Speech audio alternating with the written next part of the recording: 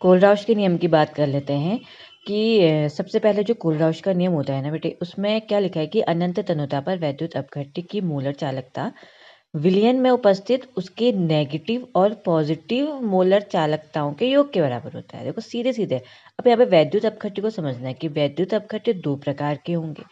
एक पता हमको एक प्रबल वैद्युत अपघट्य होता है और एक दुर्बल वैद्युत अपघट्य होता है। अब जो प्रबल वैद्युत अपघट्य होता है ना, वो क्या होता है, वो पानी में आसानी से घुल जाते हैं। दुर्बल वैद्युत अपघट्य पानी में आसानी से नहीं घुलते या फिर आयनित नहीं होते। प्रबल वैद्युत अपघट्यों का बहिर्लेखन हो पाता है और जो दुर्बल वैद्युत अपघट्य होता है उनका बहिर्लेखन नहीं हो पाता। इस कारण कोलराउश के नियम की उत्पत्ति हुई। कोलराउश वैज्ञानिक है, वो आए, उन्होंने एक अपना नियम दिया किसके लिए? दुर्बल वैद्युत अपघट्यों के लिए। अब इसमें क्या हुआ कि अनंत तनुता पर वैद्युत अपघट्य की मोलर चालकता विलयन में उपस्थित धनायनों और ऋणायनों की मोलर चालकताओं के योगों के बराबर होगा। अब इसमें हमने एक NaCl ले लिया, इसको बीकर में डाला है। देखो अब जैसे बीकर में आपने NaCl डाला, वो Na पॉजिटिव और Cl नेगेटिव में आयनित हो जाएगा। तो इन दोनों, एक पॉजिटिव हो गया एक नेगेटिव हो गया ना, तो दोनों की मोलर चालकताओं के योग के बराबर होगा इसकी मोलर चालकता। अब नीचे देखो, वहाँ पे लिखा है कि ये जो लैम्डा मतलब है मोलर चालकता, ऊपर से इनफाइनाइट का बनाया, तो इनफाइनाइट मतलब क्या होगी इसकी? अनंत। एम मतलब मोलर चालकता।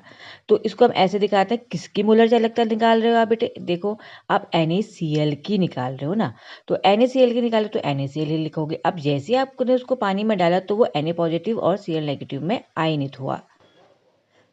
अब हम इसके अनुप्रयोग भी इम्पोर्टेंट है, ये 2 नंबर का आपका प्रश्न आता है, इसको ज़रूर, इतना ही है, इसको याद करके लेके जाना। वियोजन की कोटि ज्ञात करने के लिए अब इसका अनुप्रयोग बहुत इम्पोर्टेंट है। वो क्या कहता है कि किसी सांद्रता पर वैद्युत अपघट्य की मोलर चालकता तथा अनंत तनुता पर वैद्युत अपघट्य की मोलर चालकता के अनुपात को वियोजन की कोटि कहते हैं। देखो वियोजन की कोटि को हम ऐसे दिखाएंगे, ठीक? Lambda C upon M upon lambda infinite अनंत मोलर चालकता अपॉन M। क्योंकि किसी सांद्रता पर, जो ऊपर हमने लैम्डा के ऊपर C लगाया ना, वो आपकी हमारी कंसंट्रेशन है। सांद्रता पर, किसी सांद्रता पर वैद्युत अपघट्य की मोलर चालकता तथा अनंत तनुता पर, आप सांद्रता पर और अनंत तनुता पर वैद्युत अपघट्य की मोलर चालकता का जो अनुपात होता है वो ही उसकी वियोजन की मात्रा कहलाती है। ठीक है, एक सवाल होगा इससे संबंधित, मैं उसकी भी वीडियो भेजूंगी। तब तक आप इतना करो, वैसे मैंने नोट्स में भी भेजा है, आप इसको कर सकते हो।